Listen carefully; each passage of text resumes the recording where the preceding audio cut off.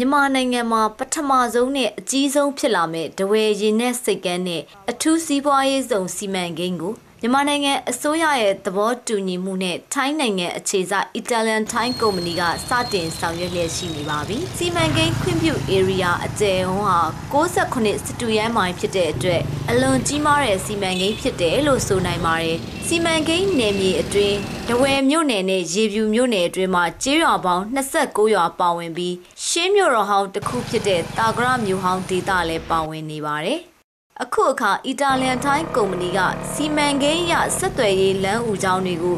ကျေးရွာအတွင်းဖြတ်တန်းဖောက်လုပ်နေပြီဖြစ်ပါတယ်။ဒါအပြင်အဲ့ဒီစီမံကိန်းရဲ့မြေတဲကြောက်တဲ့ကားများနဲ့ရန်ရာကားများဟာလည်းကျေးရွာအတွင်းမှာဖြတ်တန်းသွားလာနေကြပါတယ်။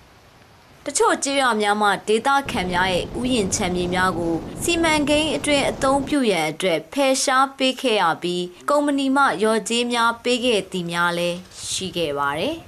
။ဒီမှာလည်းခွန်ဧ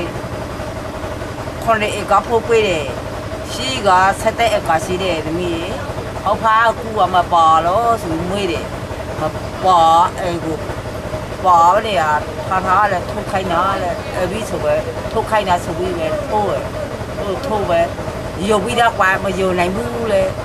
ဒီဆိုခံပြတဲ့ကျွန်တော်ရက်ကွာမှုလားခံပြတဲ့ရဆွဲမယ်လေရောက်ရောမှာပြုတ်ကိုခံပြကိုစင်း900လာပွင့်မယ်လေစင်း900ပွင့်မယ်လေဦးရေပို့များခံပြအိတ်ကလေချလို့လေငွေချတော့อีชาแล้วอีชาများပဲယူပဲလေကွေးချာရောပဲဘူးလို့ယူတယ်ဘာကြောင့်မို့လို့ရော်ကြေးယူပြစ်လိုက်တာလဲမယူဘဲနဲ့ကိုယ့်အကူဆိုကြောက်လို့လားအဲ့တော့ဘယ်လိုဖြစ်တာလဲကြောပဲယူရမလို့ဈေးလည်းကွေးရှင်မလားကြောပဲယူရဆိုတော့ပြုတ်ကိုဟလာကယူရရဲ့စီဆိုကိုမလေးသားကြီးသူ့လိုပိုင်ရဲသူ့လိုကြားလဲမိသားမွားလဲမိသားခွာတာမွားလဲအေးပြောရတော့ခွာသူ့လိုအညနော်သူ့ကြပဲမှန်ပဲပါတော့ဆိုပြီးခေါ်ဦးလေဘူးစက်ပါဆိုင်တော့ဖုန်ပြားစင်း900ပွင့်မယ်စီဆိုတယ်လို့လေအဲပဲဒီလိုရောက်တယ်ရှော့ချင်းငွေများပေးရော်ခဲ့ပေမဲ့ဒေတာခန်တွေဟာသူတို့ရဲ့မူလအသက်မွေးဝမ်းကြောင်းဖြစ်တဲ့လုပ်ငန်းတွေကိုတော့ဆုံးရှုံးခဲ့ရပါတယ်ဒေတာခန်တွေကမူလကဥယျာဉ်ခြံမြေလုပ်ငန်းနဲ့အသက်မွေးကြသူတွေဖြစ်ပါတယ်သူတို့ဟာရော်ချင်းငွေတွေကိုရရှိခဲ့ကြပေမဲ့ဒေတာအတွင်းမှာဥယျာဉ်ခြံမြေတွေကိုအလွယ်တကူပြန်လည်ဝယ်ယူလို့မရရှိနိုင်တော့ပါဘူးစီမံကိန်းသတ်မှတ် area ဟာကြီးမားတာကြောင့်ဖယ်ရှားပေးရမယ့်ဒေတာခံတွေဟာဥယျာဉ်ခြံပြန်လည်ဝယ်ယူလို့မှုကြီးမားလာပါတယ်ဒါပေမဲ့ဒေတာအတွင်းမှာအတိလောက်ရောင်းချနိုင်တဲ့မြေပမာဏလုံလောက်အောင်မရှိတာကလည်းကြီးမားတဲ့ပြဿနာတစ်ခုဖြစ်နေပါတယ်ဥယျာဉ်ခြံမြေနဲ့အိမ်ခြံမြေဖယ်ရှားပေးခံရတဲ့သူတွေအတွက်Italian Thai ကုမ္ပဏီကရေပြူမြို့နယ်ဘဝကျေးရွာမှာအိမ်ယာအသစ်တွေတိစောက်ပေးနေပါတယ်။အဲ့ဒီလိုတိစောက်ရာမှာ Italian Thai ကုမ္ပဏီကပြည်ရင်းဆောက်လုပ်ရေးကုမ္ပဏီတွေကို contract စနစ်နဲ့ခွဲဝေဆောက်လုပ်စေပါတယ်။အိမ်တန်မိုးကို3မျိုးသတ်မှတ်ထားပြီးအိမ်တန်မိုးမှာအများဆုံး350ခန့်ထိတန်ကြေးရှိတယ်လို့ဆိုကြပါတယ်။ဒါပေမဲ့တိစောက်ပြီးတိစောက်စေအိမ်တွေဟာအရေးအသွေးညံပြင်းတာတွေရှိနေပါတယ်။ကျွန်တော်ဒေသခံတွေနဲ့ကျွန်တော်အမြင်ပြောရမှာဆိုလို့ရှိရင်အခုကျွန်တော်ဒီမှာပြန်လည်နေရာချတဲ့ဆိုပြီးတော့ပြုတ်ရွာသားတွေပြုတ်ရှုတဲ့နေဖို့လုပ်နေတဲ့အိမ်ယာတွေဟာကျွန်တော်တို့အမြင်မှာဆိုလို့ရှိရင်အားလေးကိုထိတ်လန်းစာတွေပေးရတယ်ခင်ဗျာအဲ့ဒါတွေကဘာဖြစ်လို့ပေးရလဲဆိုတော့အခုကျွန်တော်တို့ရွာမှာလက်ရှိနေထိုင်ကြတဲ့မိသားစုလေးတွေအဲ့လိုပြိုကျပစ္စည်းသွားတယ်ဆိုတာကျွန်တော်တို့တစ်သက်မှာပေါ့လေကျွန်တော်တစ်ခါမှပေးရသေးပါဘူးအခုလိုတော့ဆယ်သူတို့လာဆောက်နေတဲ့အခါမှာသူတို့ပြိုကျသွားတာတွေကျွန်တော်တို့မြင်ရတာပေါ့လေအဲ့ဒါကျွန်တော်တို့စိုးရိမ်ကြရတယ်ဖြစ်လာတာပေါ့လေအဲ့ဒါကိုဘယ်လိုကကွန်နိုင်မယ်လို့ထင်လဲဒေသခံတွေရောဘယ်လိုလုပ်ပေးစေချင်လဲအဲ့ဒါကျွန်တော်တို့ကနေပြီးတော့ဒီနိုင်ငံတော်ကြီးကဲတွေကိုနည်းပညာရှိတဲ့သူတွေကိုဒီအိမ်ကြီးဆောက်လုပ်နဲ့ပတ်သက်ပြီးတော့ဒီဆောက်လုပ်နေတာကဒီကျွန်တော်တို့မြန်မာနိုင်ငံကုမ္ပဏီကဆောက်လုပ်နေပြီမဲ့သူတို့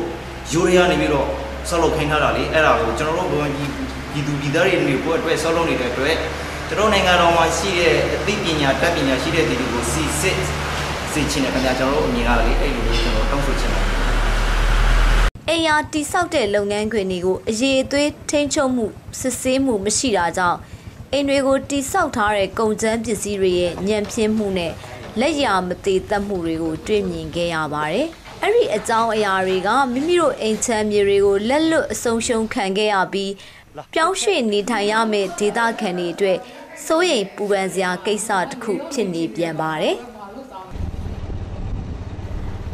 အခုအချိန်မှာကြေးရတွင်လမ်းတွေဟာစီမံကိန်းကလုပ်ငန်းခွင်သုံးကားတွေဖြတ်တန်းမှုကြောင့်အလွန်မြင့်ပျက်စီးနေပြီးဒေသခံတွေရဲ့နေ့စဉ်သွားလာလှုပ်ရှားမှုတွေမှာအခက်တွေ့နေရပေမဲ့အီတာလန်ထိုင်းကုမ္ပဏီကတာဝန်ခံပြုပြင်ပေးခြင်းမရှိပါဘူး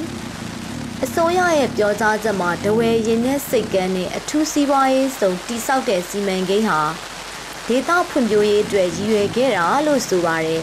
ဒါပေမဲ့မျက်မြင်အခြေအနေမှာတော့တဝယ်ဒေသခံတွေဟာအခက်အခဲပေါင်းစုံနဲ့ကြုံတွေ့ရင်ဆိုင်နေရတဲ့အနေအထားမျိုးတွေဖြစ်နေပါတယ်ဒေသခံတွေကဒီစီမံကိန်းအရပြောင်းရွှေ့ရောက်မှုတွေရှိလာခဲ့ရင်